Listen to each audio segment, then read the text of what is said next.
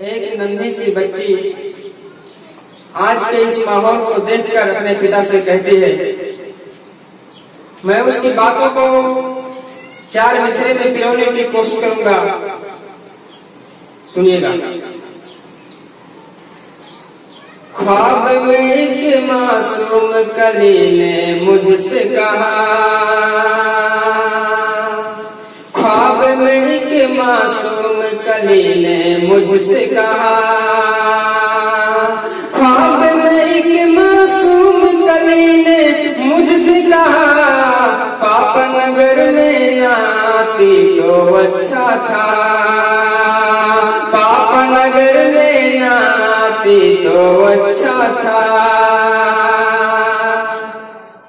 वहश दरिंदे नोच रहे हैं आकर, वहश दरिंदे नोच रहे हैं आकर, माँ के कोख में मर जाती तो अच्छा था, माँ के कोख में मर जाती तो अच्छा था, माँ के कोख में मर जाती तो अच्छा था।